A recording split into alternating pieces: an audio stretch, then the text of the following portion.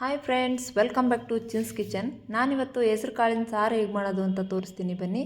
ಯಾರು ಇನ್ನೂ ನನ್ನ ಚಾನಲ್ನ ಸಬ್ಸ್ಕ್ರೈಬ್ ಮಾಡಿಲ್ಲ, ಸಬ್ಸ್ಕ್ರೈಬ್, ಶೇರ್, ಲೈಕ್, ಕಮೆಂಟ್ ಮಾಡಿ. ಈಗ ಒಂದು ಪಾತ್ರೆಗೆ ಒಂದು ಸ್ವಲ್ಪ ಹುಣಸೆ ಹುಳಿ ರಸ ಹಿಂಡ್ಕೊಳ್ಳೋಣ. ಸಿಂಪಲಾಗಿ ಮಾಡ್ಕೋಬೋದು. ಒಂದು 5 ನಿಮಿಷದಲ್ಲೇ ಸಾರು ರೆಡಿಯಾಗಿ ಹೋಗುತ್ತೆ.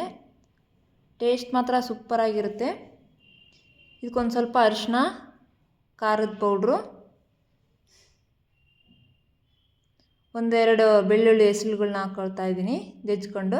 ಇದಕ್ಕೊಂದು ಸ್ವಲ್ಪ ಉಪ್ಪು ಹಾಕ್ಕೊಂಬಿಟ್ಟು ಚೆನ್ನಾಗಿ ಕಲಿಸ್ಕೊಳ್ಳೋಣ. ಇವಾಗಲೇ ಒಂದು ಸ್ವಲ್ಪ ಸಾಂಬಾರು ಪೌಡ್ರ್ ಹಾಕ್ಕೊಂಬಿಡೋಣ. ಇದಕ್ಕೆ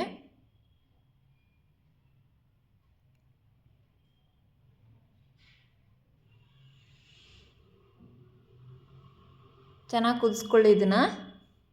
ಇದಕ್ಕೆ ಒಂದು ಸ್ವಲ್ಪ ಬೆಲ್ಲ ಹಾಕ್ಕೊಂಬಿಡಿ. ಇವಾಗ ಹೆಸರು ಕಾಳು ತೆಗೆದಿಟ್ಕೊಂಡಿದ್ದೆ, ಅದನ್ನೊಂದು ಸ್ವಲ್ಪ ಸ್ಮ್ಯಾಶ್ ಮಾಡೋಣ.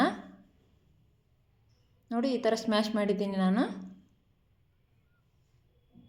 ಇದನ್ನು ಇವಾಗ ಬೇಯಿಸ್ಕೊಂಡಿದ್ವಲ್ವ, ಅದಕ್ಕೆ ಹಾಕ್ಕೊಂಬಿಡೋಣ.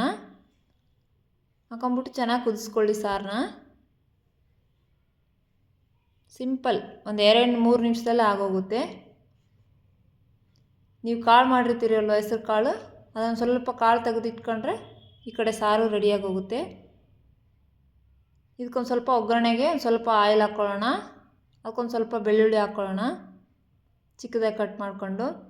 ಇದಕ್ಕೊಂದು ಸ್ವಲ್ಪ ಸಾಸಿವೆ, ಜೀರಿಗೆ, ಸ್ವಲ್ಪ ಒಣಮೆಣಸಿನ್ಕಾಯಿ ಹಾಕ್ಕೊಳ್ಳೋಣ.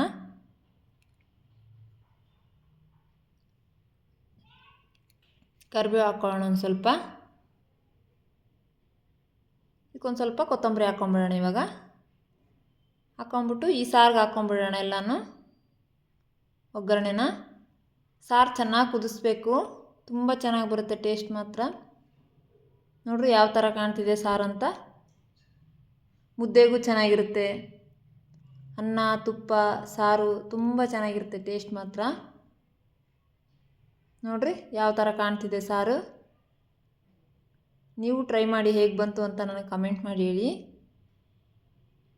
ನೋಡ್ರಿ ಯಾವ ಥರ ಕಾಣ್ತಿದೆ ಸಾರು. Thank you.